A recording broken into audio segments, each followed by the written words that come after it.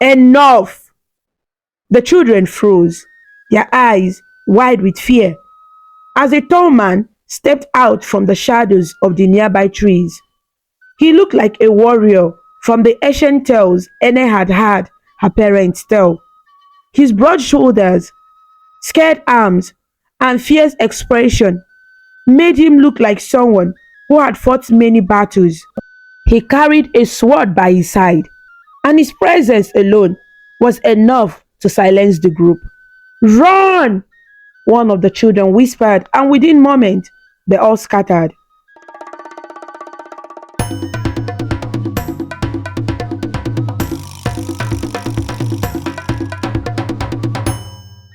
Princess Ene walked down the village's narrow, dusty path, her small feet making soft thuds against the ground. The bright sunlight made her skin glow like polished bronze. She smiled warmly, waving at the children playing in front of their houses. Good morning, Amaka. Ene called to a girl carrying a small basket of mangoes. Amaka paused, looked at her, and then hurried away without responding. Ene frowned but kept walking, her smile faltering. Ahead, she saw a group of boys skipping stones into the stream. Her heart lifted. Chika, Emeka, can I join you? The boys glanced at her, muttered something to each other, and ran off, leaving her standing there, confused and hurt. The laughter of the other children echoed in her ears, but this time it was not friendly, it was mocking. Tears stung Ene's eyes, but she quickly blinked them away. She clenched her fists and continued walking.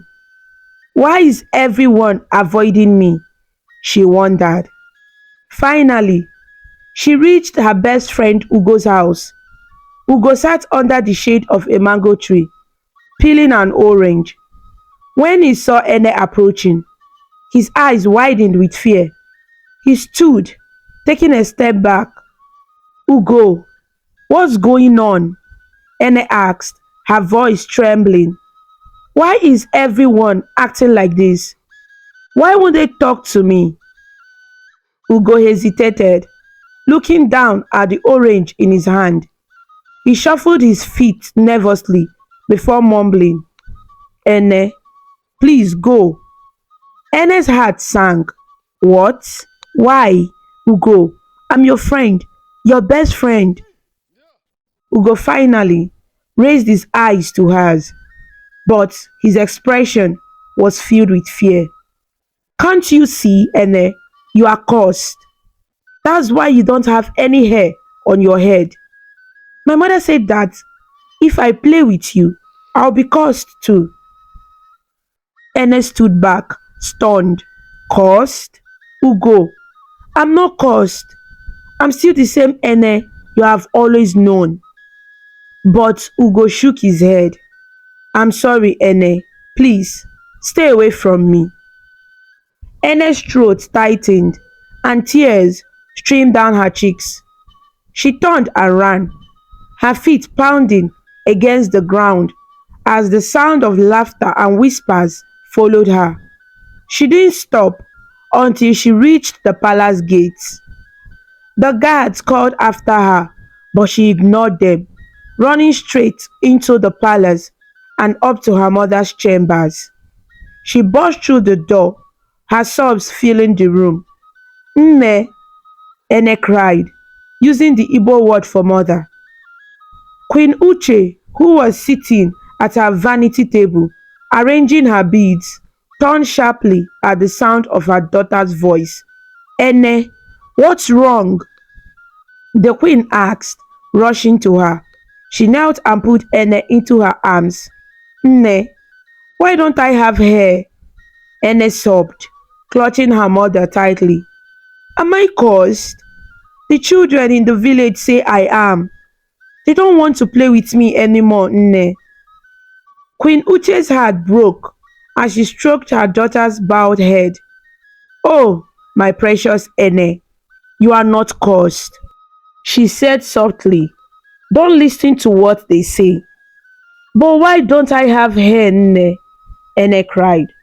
I used to have long, beautiful hair, and now it's all gone. Ene looked up at her mother with teary eyes. What happened to me, Nne? Why can't I be like everyone else? The queen took a deep breath, her own heart heavy with sorrow.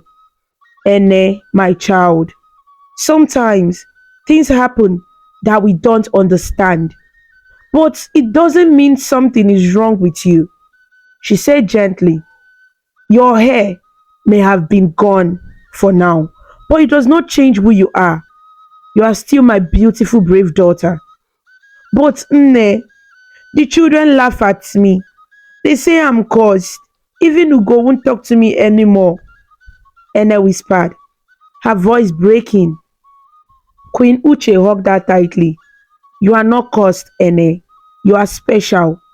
The gods of our land have a plan for you, and they will heal you in their time. Until then, you must stay strong. Ene pulled back slightly, her lips trembling. But what if it never grows back, Nne? What if I stay like this forever? Queen Uche cupped her daughter's face in her hands, her eyes filled with love. Even if it doesn't grow back, Ene, you are still the princess of this land, and we love you more than words can say. You are not defined by your hair or what others think of you. You are defined by your kindness, your strength, and the love you give to others. Ernest sniffled and nodded slowly, though her heart still ached. Thank you, Nne, she whispered, leaning into her mother's embrace. At that moment, the door to the queen's chambers opened, and King Ike walked in. He stopped in his tracks when he saw his daughter's tear-streaked face. Concern etched itself onto his strong features. What is going on here? He asked, his deep voice gentle yet firm as he approached them. Ennet turned to her father, her eyes filled with fresh tears. Father, she said, running to him, why don't I have hair anymore? Am I cursed? The children in the village think I am. King Ike knelt down, gathering his daughter into his strong arms. He held her tightly, his heart breaking at her pain. Ene, my precious daughter, you are not cursed, he said firmly. You are special, and you are loved deeply by your family. But father, Ene said, pulling back to look at him, I used to have hair. It was long and beautiful. Why did it all fall out? Will it ever grow back? King Ike sighed, his expression somber. Your mother and I have tried everything, my dear. The best healers in the kingdom have seen you, and the chief priest said that your hair will grow back when you come of age. Until then, you must trust in the gods. But what if it doesn't grow back, father? Ene asked, her voice small. The king placed his hands on her shoulders, looking into her eyes with determination. Even if it doesn't, you will still be our beautiful Ene. You are not less because of this. Never forget that. Ene's lips quivered as she hugged her father tightly. I love you, father, and I love you too, my daughter, King Ike replied, his voice thick with emotion. Queen Uche joined the embrace, wrapping her arms around them both. We will always stand by you, Ene, she said softly. No matter what happens, you will always have us. Later that evening, as the family gathered for dinner in the grand dining hall, Ene sat quietly, her mind still on the event of the day. Her three younger brothers, Ifeanyi, Obina and Obidike, chatted excitedly about their adventures. 9-year-old Ifeanyi noticed Ene's quiet demeanor and reached over to pat her hand. Ene, Don't mind those village children, he said with a small smile. You are our big sister and we love you. Obina, one of the 7-year-old twins, nodded vigorously. Yes, and if anyone says anything bad about you, we will fight them, even if they are bigger than us, Obidike added, puffing out his small chest. Ene couldn't help but smile at her brother's words. Her heart swelled with gratitude. Thank you, she said softly. I will always protect you too. King Ike and Queen Uche exchanged proud glances, their hearts warmed by the bond between their children. As the evening wore on, the family sat together under the stars in the palace courtyard, sharing stories and laughter. For the first time that day, Ene felt a sense of peace. Her family's love surrounded her, reminding her that she was never alone. Still, in the back of her mind, Ene couldn't shake the question that lingered. Why did this happen to me? She resolved to stay strong, trusting her parents' words and the promise of the gods. For now, she had her family, and that was enough. The sun rose brightly over the village of Itaka, casting golden rays on the large mango tree at the edge of the market square. Princess Ene stood beneath the tree, gazing up at the ripe yellow mangoes hanging from its branches. She smiled to herself, excited to pluck a few of the sweet fruits. Stretching her hand upward, she grabbed a low branch and tried to shake it gently, hoping one of the mangoes would fall.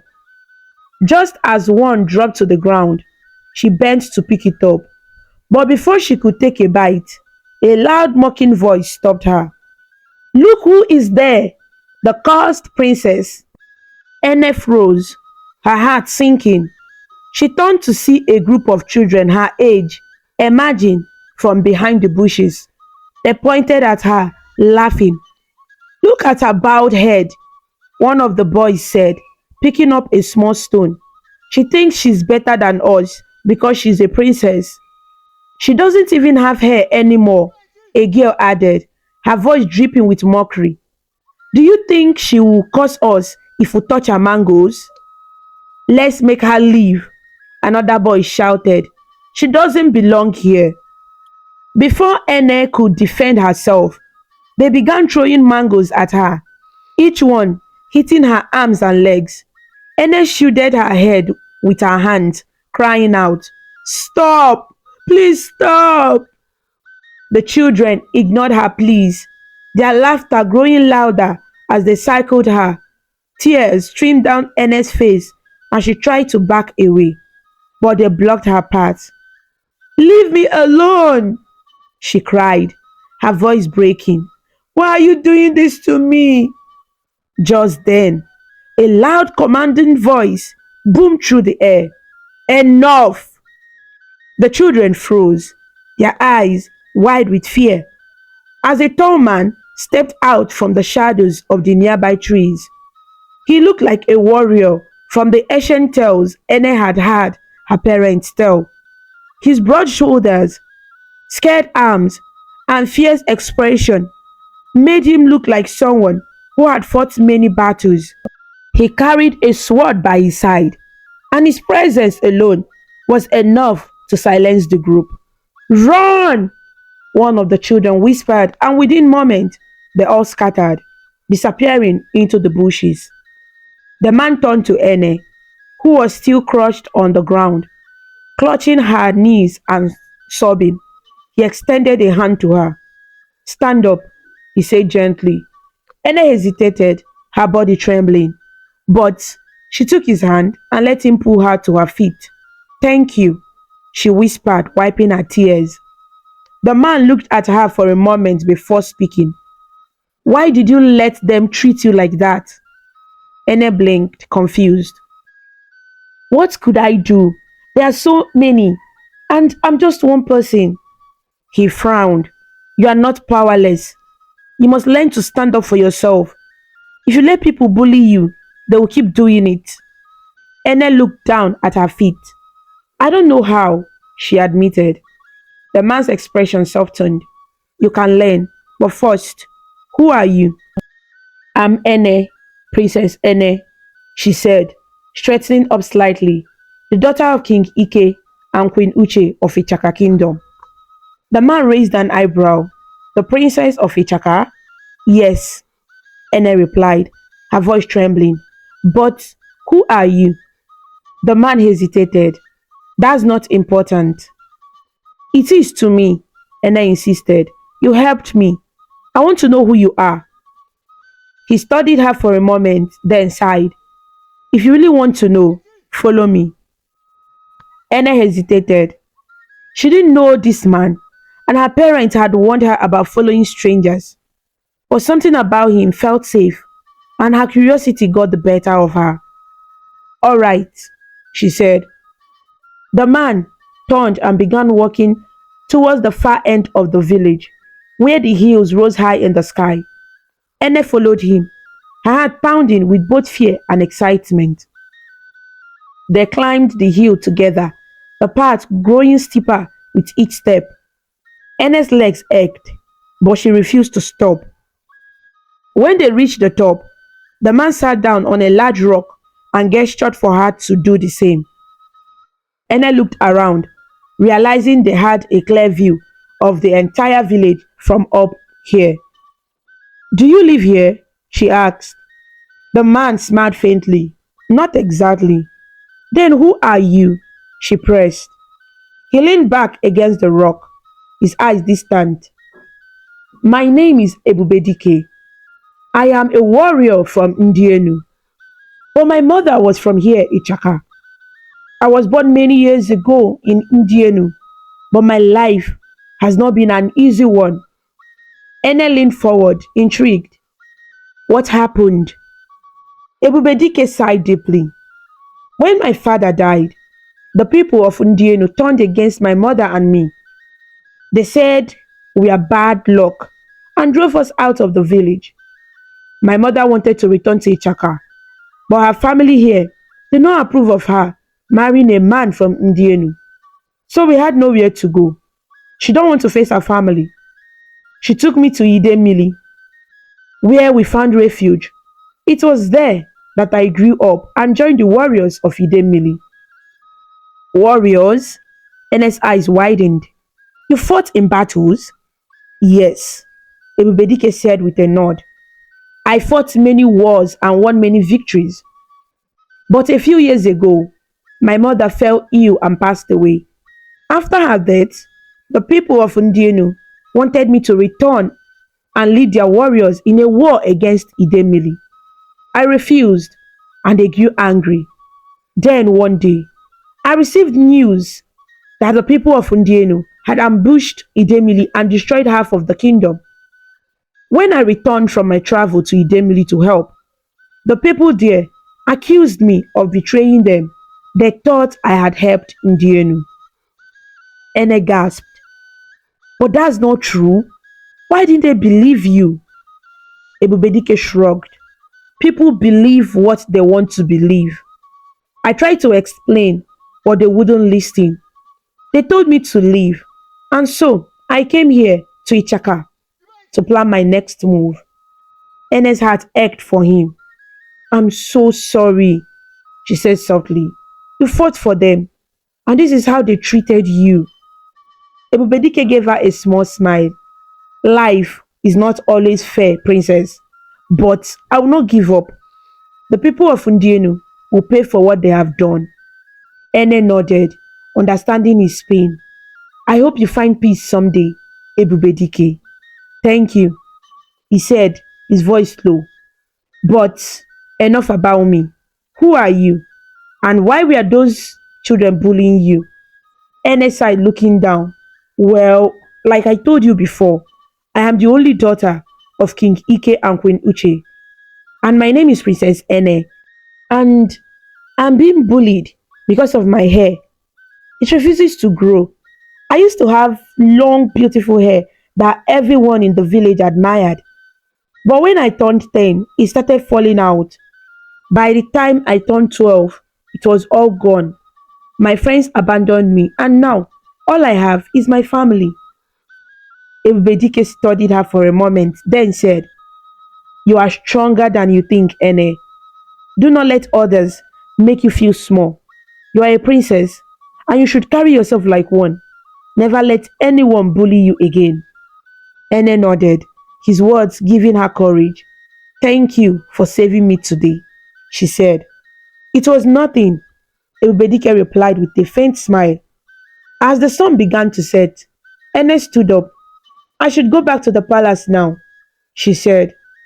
I will escort you, Ebubedike said, standing as well. They walked back to the palace gate together. The evening air cool and calm. When they reached the gates, Ene turned to him and said, Before you go, can I ask you for a favor? What is it? Obedike asked. Will you teach me how to fight? Ene asked, her voice steady. Obedike raised an eyebrow, then smiled. It would be an honor, he said. Ene smiled back, thank you. With that, they parted ways. But Ene knew her life was about to change. That night, Ene sat cross-legged on the mat in her room, her face lit by the soft glow of the oil lamp beside her. In her hands was a large dusty book she had found in the palace library earlier that day. The title read, The Warriors of Old, and it was filled with stories of brave men and women who had fought great battles and protected their people. Ene's eyes sparkled with curiosity as she flipped through the pages. She couldn't help but imagine herself as one of those warriors, strong and fearless. She was so engrossed in her reading that she didn't notice the door to her room creak open. Ene, what are you doing? Ifani's voice broke through the silence. Ene looked up startled. Her 9-year-old brother stood in the doorway, his hands on his hips, staring at the book in her hands. Why are you reading books about warriors? Ene smiled and patted the spot next to her. Come, come and sit here, Ifani. Let me tell you. Curious, Ifani walked over and sat beside her. So, why are you reading this? Do you want to become a warrior? He asked, his tone half teasing. Yes, Ene said with a grin. Ifani's eyes widened. You, a warrior? But why? Ene closed the book and looked at him seriously. Because I'm tired of being bullied. I'm tired of people making fun of me because of my hair. And I want to protect you, Obina and Obidike. I don't want anyone to hurt us. Ifani was silent for a moment. Then he smiled. You have a kind heart, Ene. But how do you plan to do this? You know father and Nne wouldn't let you. You are the princess and their only daughter. Ene sighed and leaned closer, lowering her voice. I have someone who is willing to teach me. Who? Ifani asked, his curiosity growing. Ene hesitated for a moment. I can't tell you, but you have to promise me something, Ifani. What? He asked. Promise me you won't tell anyone. Not father, not Nne, even Obina and Obidike. This is our secret. Ifani nodded solemnly. I promise, Ene. Good. Ene said, smiling. Now, let's read this together. Ifani leaned in, and the two of them began reading the stories of great warriors. They laughed at the funny parts, marveled at the bravery of the warriors, and even gasped in fear when they read about fierce battles. For the first time in a long while, Ene felt hopeful. She was determined to become strong. The next morning, Ene woke up early, did some chores in the palace. She told Ifani where she was going. Remember, Ifi, don't tell anyone, she reminded him before slipping out quietly. I won't, Ifani whispered back, giving her a thumbs up. Ene walked through the village path, her heart light and her steps quick. Along the way, she saw Ugo with a group of boys. She hesitated for a moment, then decided to greet him. Good morning, Ugo, she said, her voice calm. Ugo glanced at her but didn't respond. Instead, he turned his back and walked away with his friends, laughing as they went. Ene felt a pang of sadness, but then She remembered Ebubedike's words. Do not let anyone make you feel small. She straightened her shoulders and kept walking, refusing to let their behavior bother her. When she reached the hills, she looked around for Ebubedike but couldn't see him anywhere. She called his name once, twice, and a third time, but there was no answer. Her hands started to race. What if something had happened to him? What if he had left? As she stood there, unsure of what to do, she suddenly felt a presence behind her. She spun around quickly, her hand raised defensively, almost hitting the person. It was Ebubedike, grinning at her. You have the strength of a lion, he said, laughing. Ene sighed in relief, lowering her hand. You scared me, she said, her voice trembling slightly. Ebubedike chuckled. Good. You need to be alert at all times.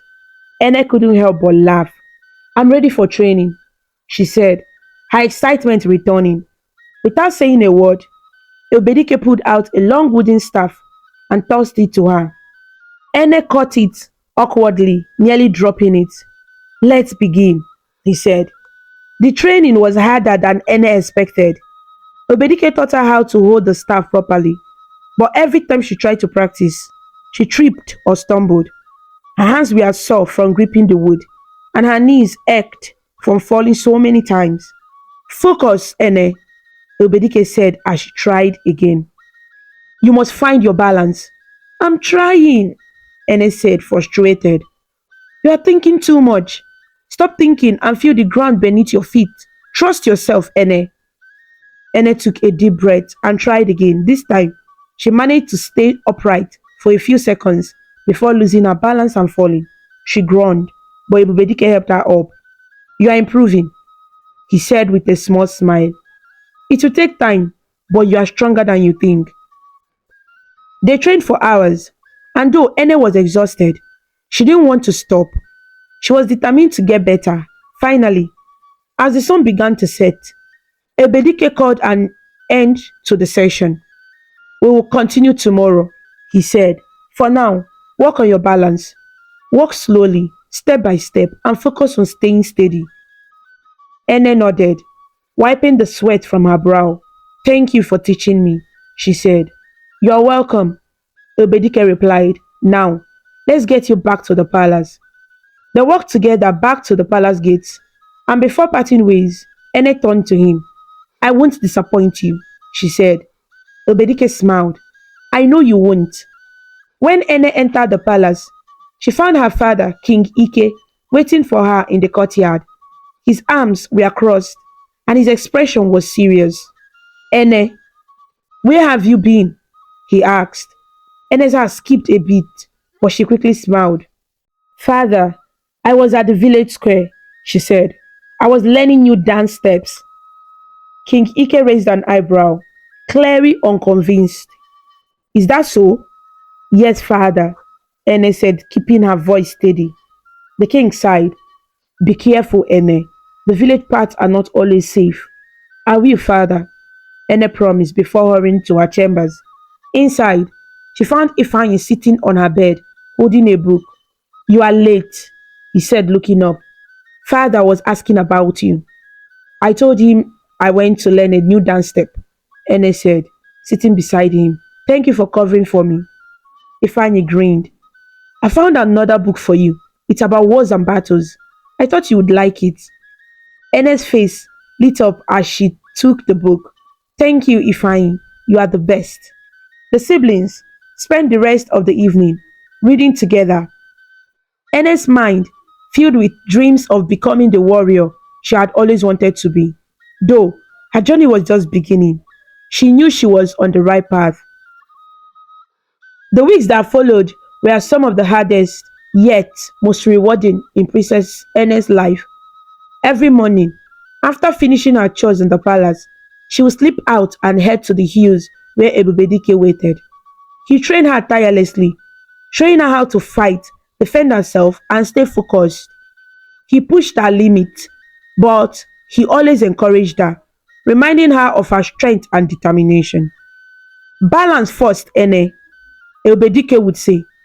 holding up the wooden staff as she stood on one foot. A warrior must be steady like a tree. Without balance, you will fall every time. Ene would nod, wiping sweat from her face. She practiced endlessly, falling over and over, but getting back up each time. Slowly, she began to improve. Her movement became sharper, her stance more stable, and her confidence grew. At night, Ene locked her chambers and practiced everything she had learned during the day.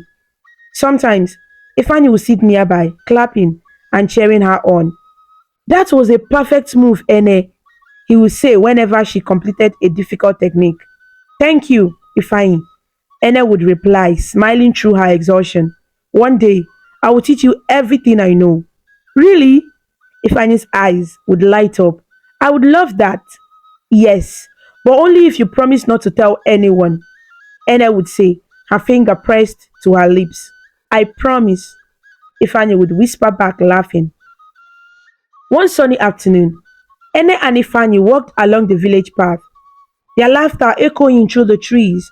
They talked about the book Ifani had found in the library, a story about a brave princess who defended her kingdom. I think you are like that princess, Ene, Ifani said.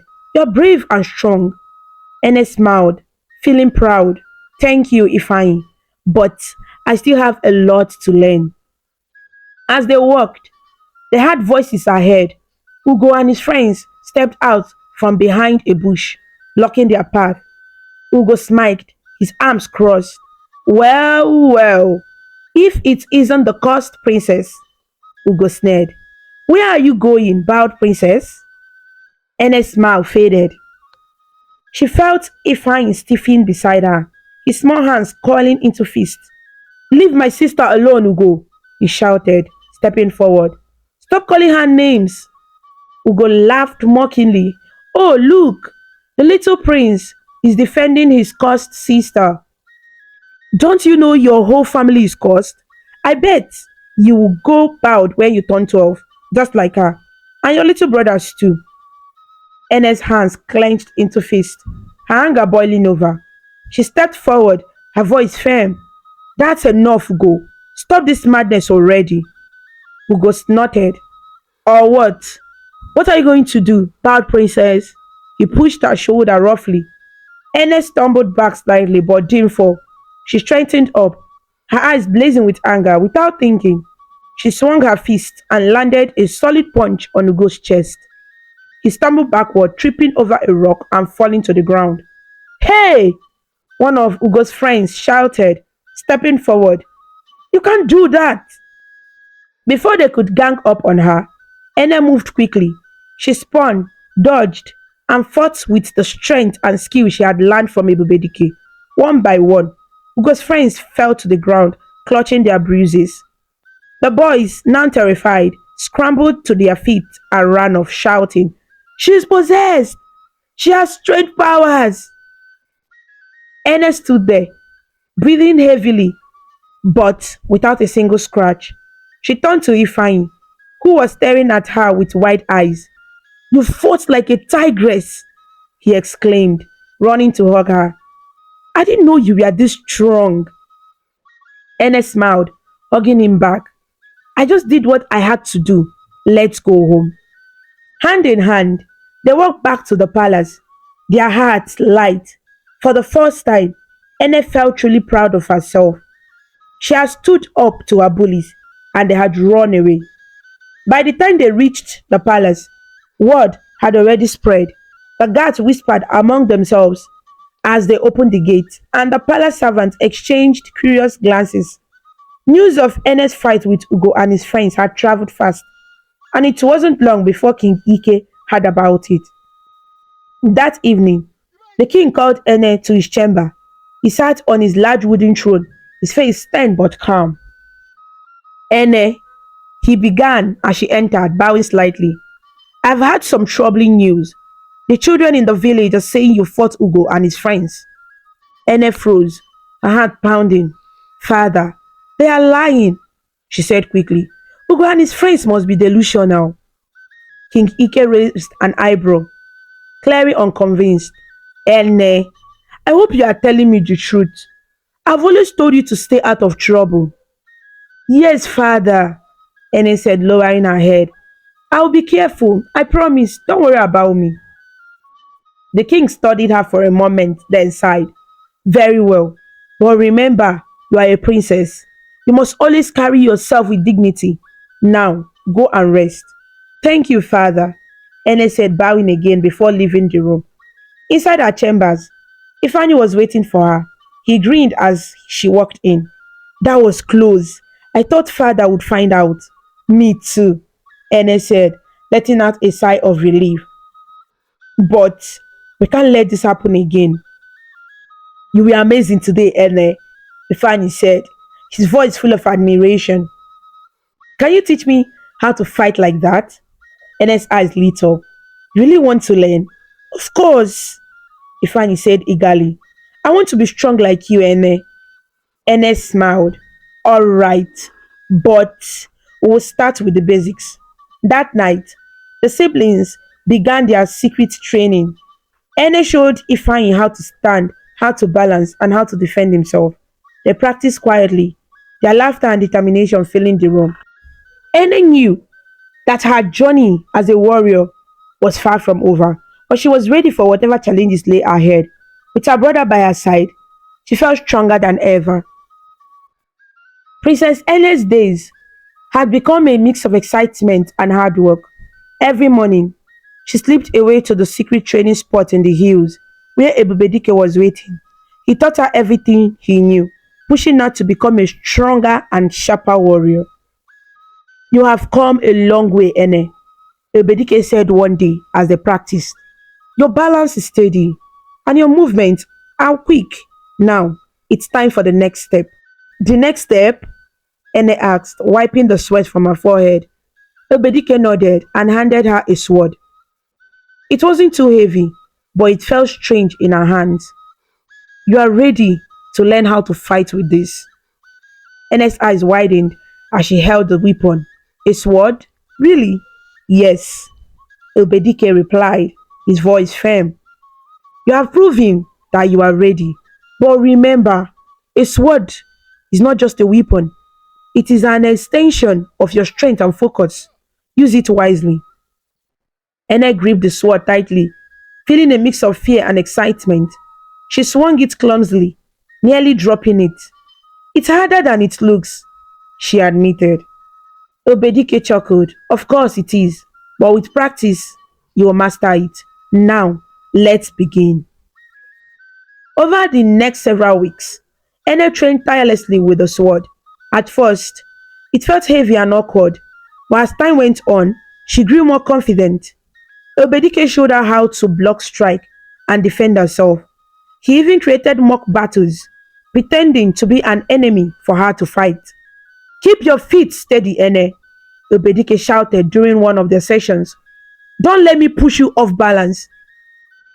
Ene gritted her teeth, focusing on her footing as she swung the sword.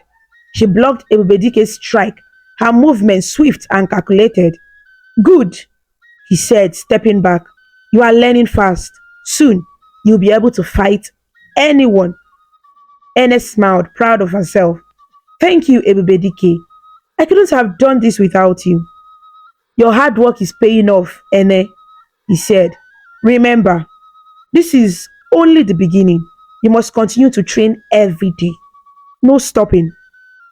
Back at the palace, Ifani was also improving in his training. Ene taught him everything she learned from Ebubedike, and the two of them practiced together in secret. They locked the doors to Ene's chambers every night, laughing and whispering as they trained. Hold the sword like this, Ene said, adjusting Ifani's grip. You need to keep your arms steady. I think I'm getting better, Ifani said, swinging the wooden practice sword. Maybe I'll be as good as you one day. Ene laughed. Maybe, but you still have a lot to learn. Their bond grew stronger with each passing day, but their secrecy didn't go unnoticed. Obina and Obidike, the 7-year-old twins, began to grow suspicious. Why do Ene and Ifani always lock the door? Obina whispered to Obidike one night. I don't know, Obidike replied. Maybe they are hiding something. We should ask them, Obina suggested. No, Obidike said, shaking his head. Let's wait and see. Maybe they will tell us. One day, after an intense training session, Obedike called Ene over. He was unusually quiet, his face serious. Is something wrong? Ene asked, sitting beside him. I have to leave, Obedike said, his voice low. Ene's heart sank. Leave? Where are you going? To Ndienu, he replied. I have unfinished business there. Ene's eyes widened. She remembered what he had told her about Ndienu, how he planned to destroy the people who had caused him so much pain. You are going to fight them? Obedike didn't answer right away. I will explain everything when I return. But why now? Ene asked, her voice trembling. Can't you stay a little longer? This is something I must do, he said firmly. You have grown strong, Ene. I have taught you all I can for now.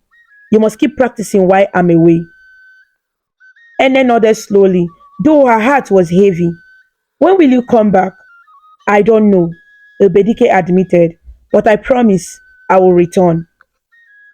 After Obedike left, Ene felt a deep sense of loss. The hills seemed quieter without him, but she didn't let his absence stop her. Every day, she went to their training spot and practiced what he had taught her.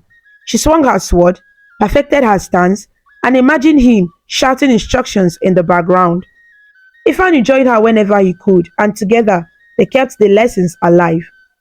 You are doing great, Ifan, Ene said one afternoon as they trained. Your balance is much better now. Thanks to you, Ifani replied, grinning. Do you think Elbedike will be proud when he comes back? Ene smiled softly.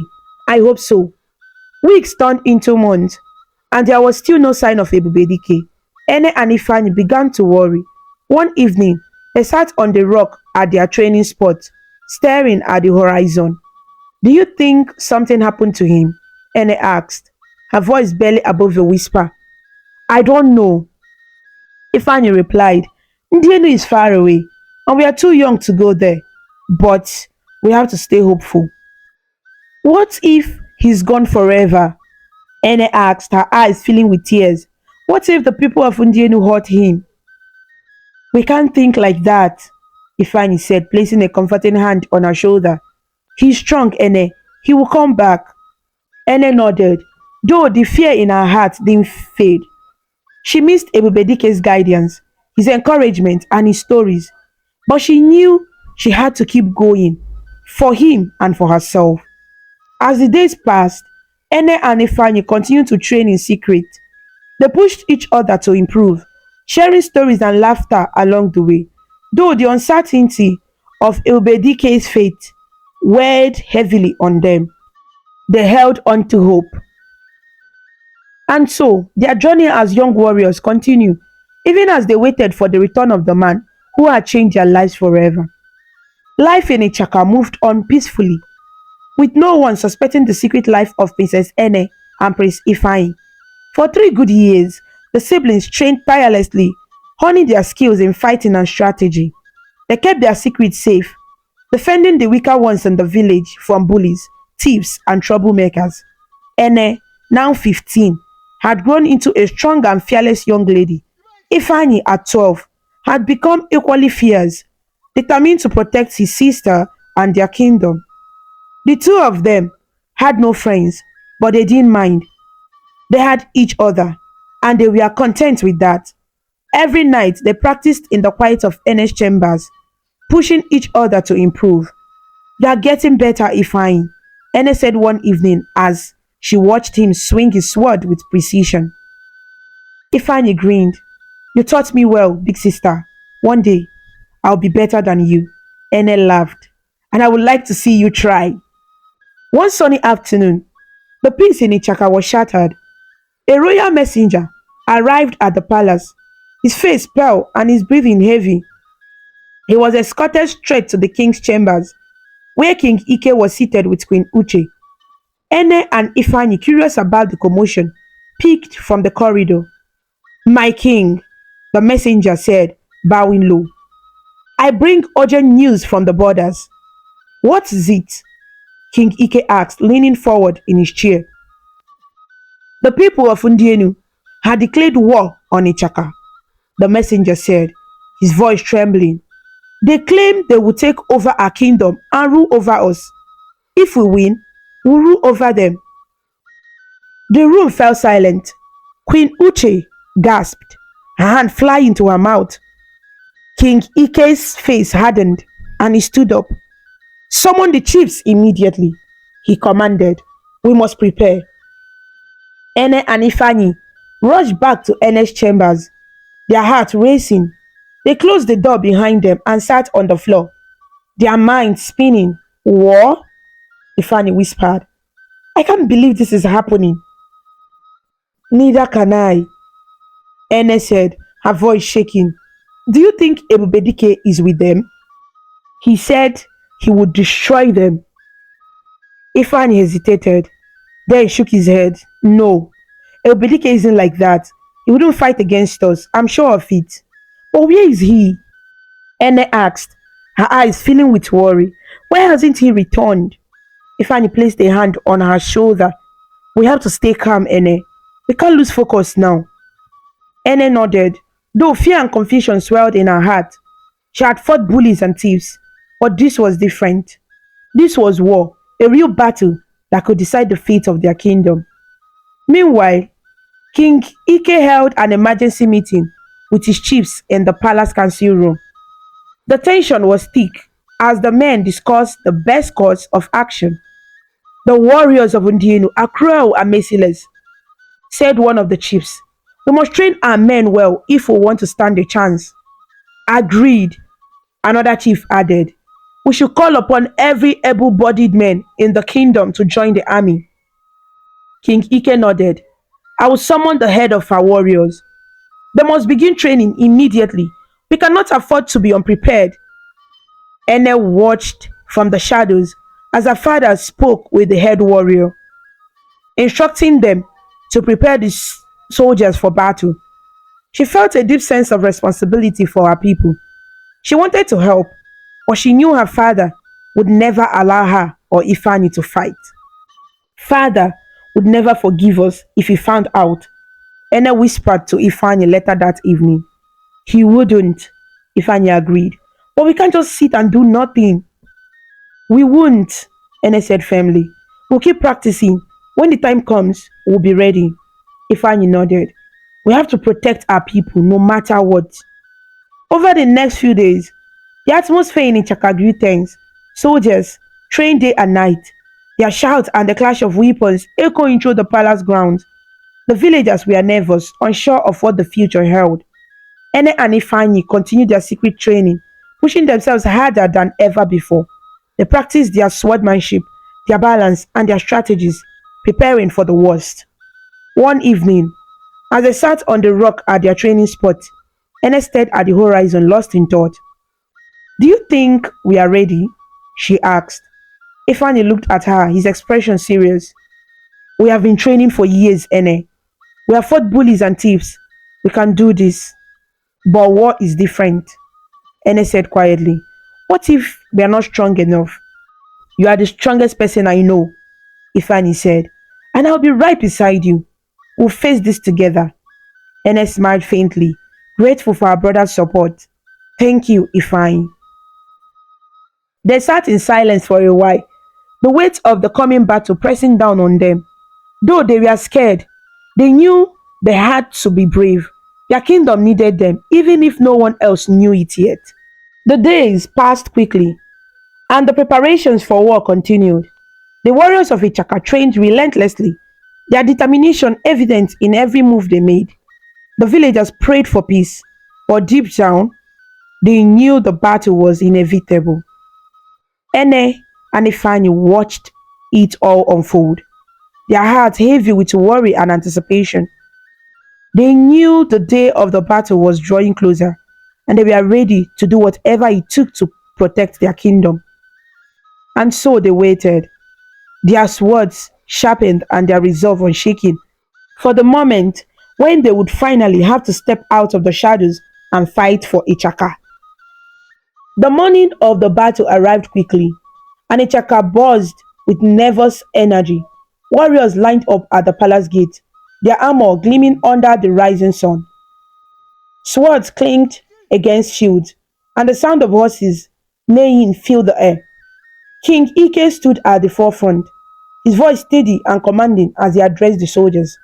Today, you fight not just for yourselves but your families, for your children, and for the future of Ichaka.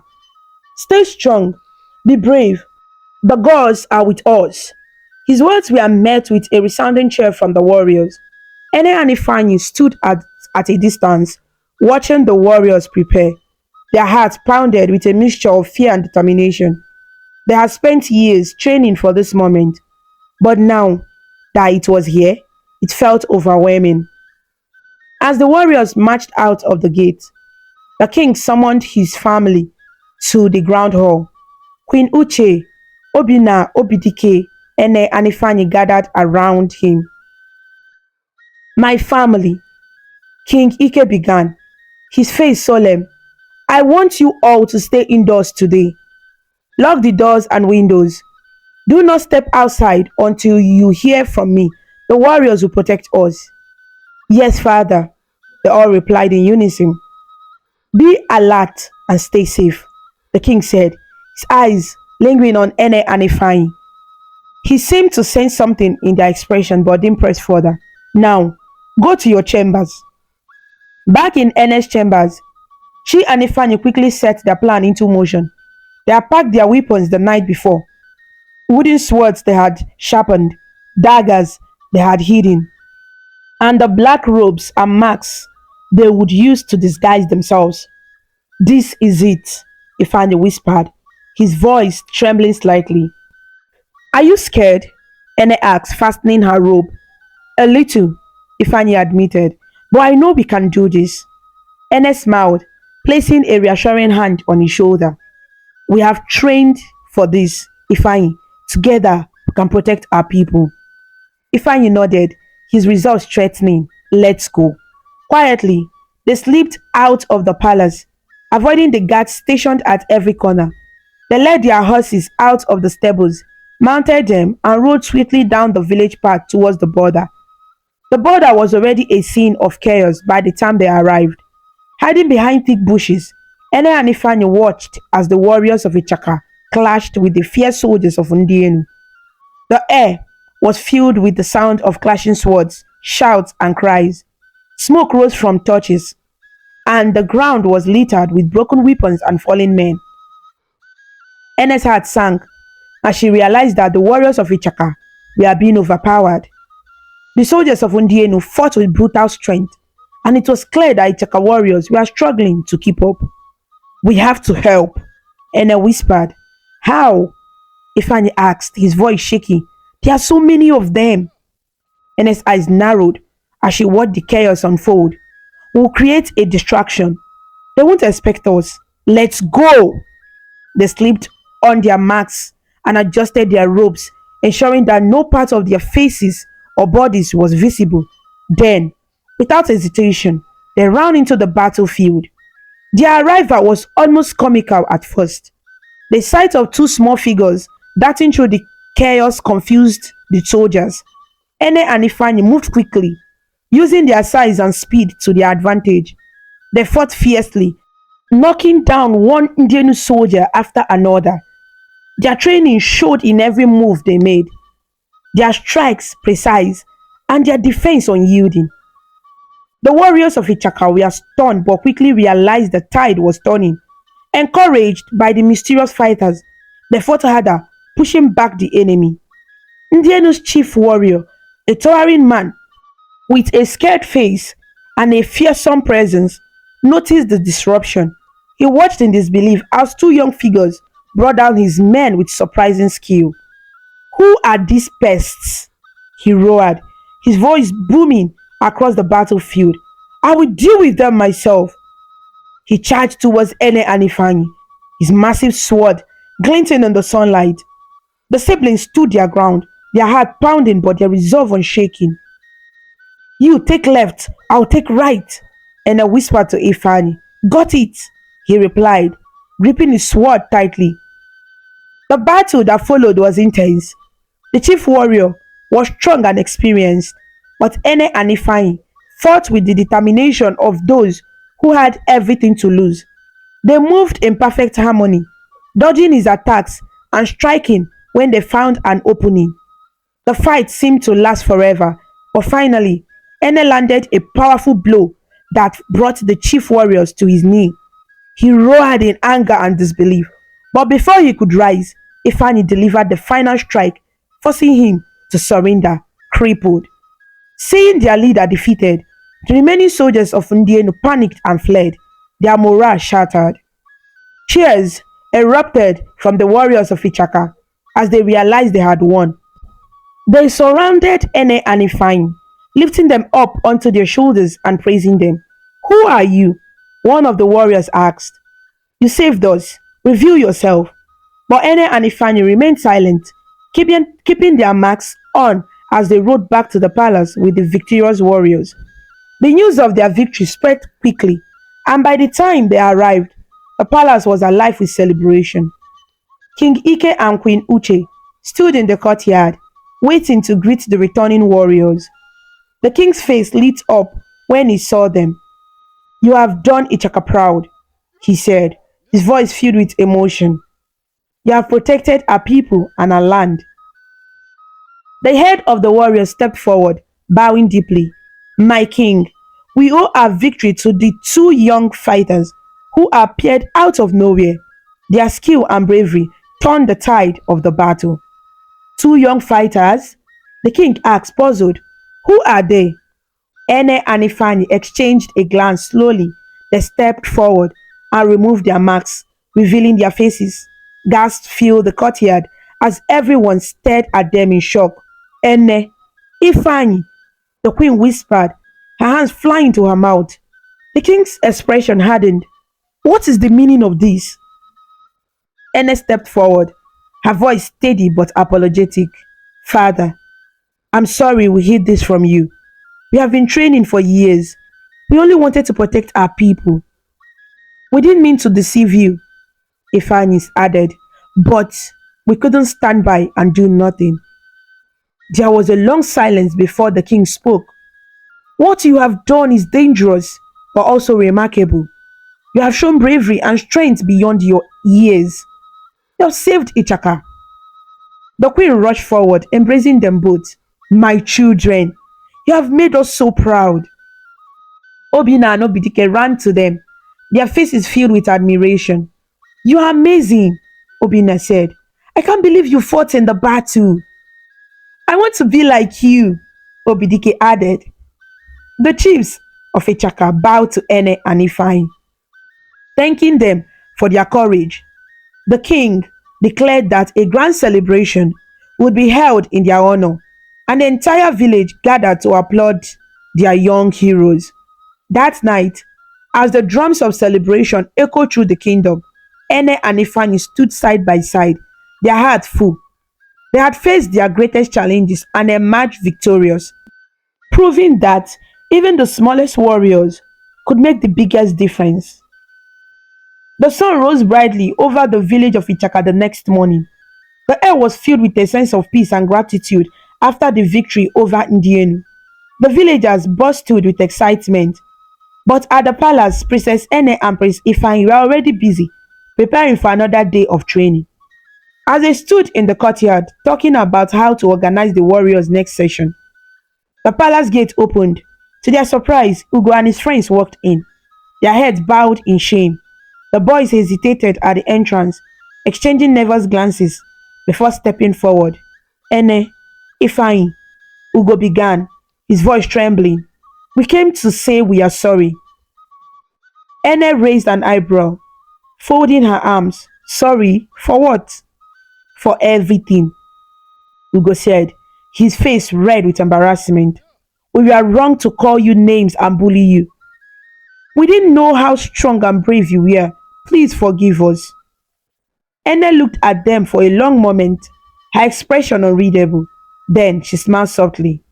"I forgive you, but you must promise to change your ways. Don't bully anyone ever again." Ugo nodded quickly. We promise. We have learned our lesson. Ifani stepped forward, his arms crossed. You better keep your promise. Next time, we won't go easy on you. The boys nodded, their faces brightening with relief. They bowed deeply before leaving the palace. Later that day, more villagers came to the palace, including some of the women and men who had once mocked Ene. They brought gifts of fruits, clothes, and even livestock, asking for her forgiveness. One woman stepped forward and said, Princess Ene, we were wrong to judge you. We didn't know the strength you carried in your heart. Please forgive us. Ene's mother, Queen Uche, stood proudly beside her daughter, tears in her eyes as she watched Ene handle the situation with grace. I forgive you all, Ene said, her voice steady. But I ask one thing, change your hearts. Be kind to one another and stand together as one people. The villagers clapped and cheered, their respect for Ene growing even stronger. As the days passed, Itaka's chief warrior came to the king with a bold suggestion. Bowing deeply before the throne, he said, My king, I have a request. Princess Ene and Prince Ifeanyi have proven their strength and skill in battle. I ask for your permission to let them train our warriors. The king leaned forward, stroking his beard thoughtfully. They are young, he said, but they have shown great wisdom and bravery. Do you believe they are ready for such responsibility? Yes, my king, the chief warrior replied. Their guidance will make our warriors even stronger. King Ike turned to Ene and Ifeanyi, who stood silently beside their mother. What do you say to this? Ene stepped forward, bowing slightly. If it pleases you, father, we would be honored to serve our people in this way. The king nodded. Very well, you have my blessing. Ene and Ifeanyi threw themselves into their new roles with enthusiasm. Every day they trained the warriors of Itaka, teaching them the techniques they had learned from Ebubedike. The warriors quickly grew stronger and more disciplined under their guidance. One afternoon, as Ene was demonstrating a sword technique to the warriors, a young soldier approached her, looking nervous. My princess, he said, bowing, there is a man at the gate asking to see you. Ene tilted her head in surprise. A man? Who is he? I don't know, your highness, the soldier replied, but he asked for you by name. Curious, Ene handed her sword to Ifeanyi and made her way to the gate. Her heart raced as she stepped outside, and there, standing tall and proud, was a figure she hadn't seen in over 3 years. Ebubedike, she exclaimed, her face lighting up with joy. Ebubedike smiled, his eyes warm. It's good to see you, Ene. Without thinking, Ene ran to him and hugged him tightly. Where have you been? You disappeared for so long. Why didn't you come back sooner?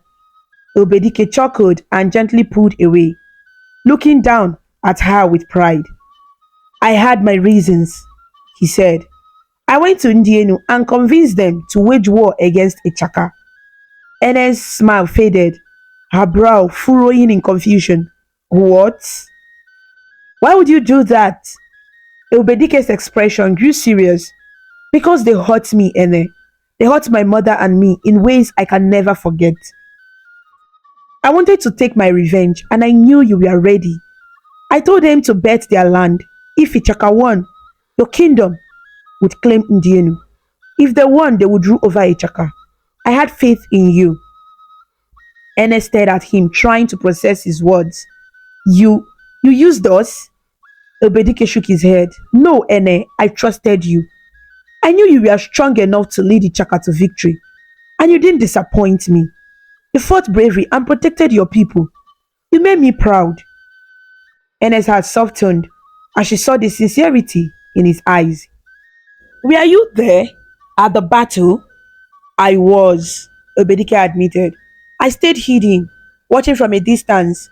I didn't need to interfere because you and Ifeanyi handled everything perfectly.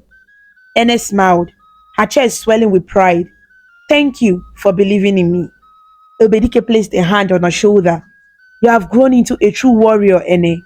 And your brother is a fine fighter too. You have both done more than I ever could have imagined.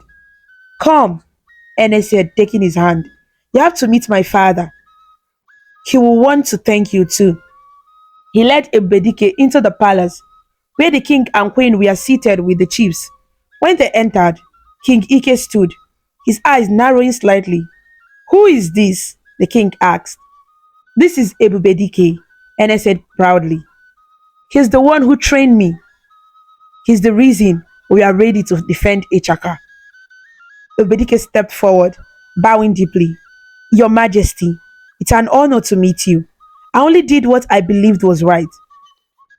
King Ike studied him for a moment before nodding. You have my gratitude, Ebubedike. My children have done great things for this kingdom, and it seems we owe much of that to you. Queen Uche smiled warmly. Thank you for guiding them and keeping them safe. The king turned to one of the chiefs. See to it that Ebubedike is given a land to build a home. He's welcome in Ichaka and will work closely with us to ensure the kingdom's safety. Thank you, Your Majesty, Obedike said, his voice filled with gratitude. In the days that followed, Obedike settled into his new life in Ichaka. He worked closely with the king, advising him on matters of strategy and defense. Ene and Ifeanyi became his closest companions, and together they continued to train the warriors of the kingdom. The people of Ichaka admired and respected Ebedike, not just for his skill as a warrior, but for his wisdom and kindness. He had found a new home, and for the first time in years, he felt at peace. As for Ene and Ifeanyi, their bond with Ebedike only grew stronger. They knew that no matter what challenges lay ahead, they would face them together as warriors and as a family. Years passed, and life in Ichaka flourished under King Ike's wise leadership. The people lived in peace, and the bond among the royal family grew stronger with each passing day. Princess Ene, now 20 years old, had grown into a graceful and confident young woman. She was loved and admired not just for her beauty, but for her strength and courage. Her brother Ifeanyi, now 17, stood tall by her side, his skills as a warrior making him a respected figure in the kingdom. One sunny morning, news came to the palace that King Ike's younger sister, Princess Ona, had returned to Ichaka. She had been living in a distant kingdom for years, working hard on her plantation. Life had not been easy for her. After her husband's death, his family had forced her to leave, claiming she was no longer part of them because she had no children. Broken but determined, Honor had rebuilt her life in solitude. Now, tired of being away from her roots, she had decided to return to her family. The royal family welcomed her back with open arms, their hearts filled with joy at her return. You are home now, Honor, King Ike said warmly as he embraced her. You will never be alone again. Thank you, brother, Honor said softly, tears glistening in her eyes. It feels good to be back where I belong. As the days passed, Honor settled into life at the palace, bringing laughter and warmth to the family. Ene and Ifeanyi quickly grew close to their aunt, enjoying her stories and the wisdom she shared. One evening, as they sat together in the courtyard, Ene whispered to Ifeanyi, do you notice how Auntie Honor and Ebubedike seem to enjoy talking to each other? Ifeanyi grinned. I was thinking the same thing. They get along really well. Do you think we should, help them? Ene asked, her eyes twinkling mischievously. Matchmake them?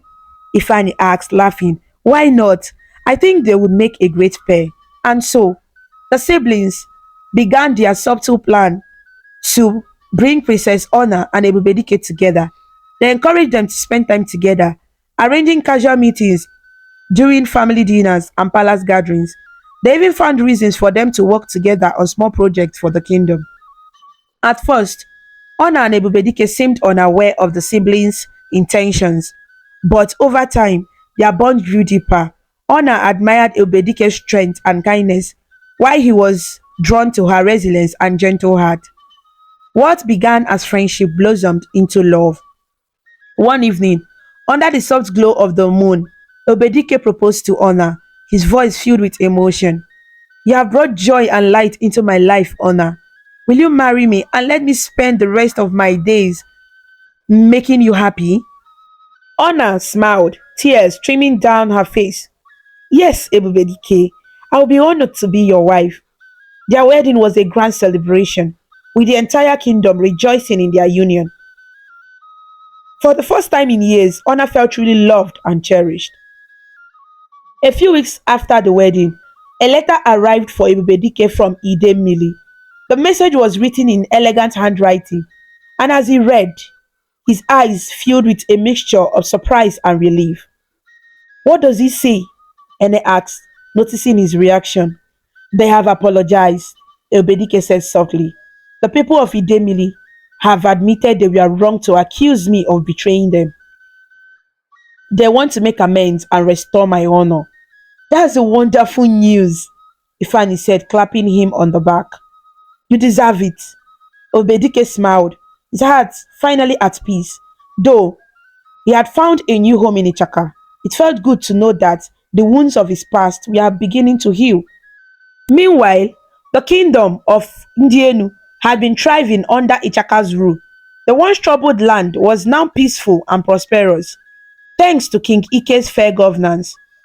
The people of Ndienu, though initially resentful, had grown to respect and appreciate their new leaders. One quiet evening, Ena went to bed as usual, her thoughts drifting to everything she had experienced over the years. She closed her eyes, feeling grateful for her family, for her kingdom, and the peace that surrounded them. When she woke up the next morning, something felt different. She reached up to rub her head and froze. Her fingers brushed against something soft and unexpected. Her hair. It was growing again. Nne! Father! She shouted, running out of her room. Queen Uche was the first to see her, and her eyes widened in shock and joy. Ene, your hair, it's back! The entire family gathered around, staring in amazement. Over the next few weeks, Ene's hair grew longer and fuller, becoming thick, shiny, and beautiful once again. It was a mystery to everyone. No one could explain why or how it had happened. It must be the gods, one of the palace priests said. They have blessed you, Princess Ene. The villagers, hearing the news, came to the palace to celebrate. The women sang songs of joy, and the men praised Ene for her strength and resilience. Even Ugo and his friends, now grown and wiser, came to offer their congratulations. Ene couldn't stop smiling. She didn't know why her hair had returned, but she didn't need an explanation. She was simply grateful. As she stood in the palace courtyard, surrounded by her family and her people, Ene felt a deep sense of peace. Her journey had been filled with challenges, but she had emerged stronger, braver, and wiser. She had learned to fight for herself and for others, to forgive and to love. Looking out at the smiling faces around her, Ene whispered to herself, I finally see the light at the end of the tunnel. And with that, her story came to a joyful end. Thank you so much for watching this amazing story about Princess Ene on African Stories by V. If you liked it and felt inspired with her journey, please show your support by clicking the like button, sharing with your friends, and leaving a comment below. To see more interesting stories and learn about different cultures, subscribe to African Stories by V and don't forget to ring the notification bell so you never miss a new story. Your support means a lot and helps us bring more stories to you. Until we meet again, stay connected, stay inspired, and keep smiling.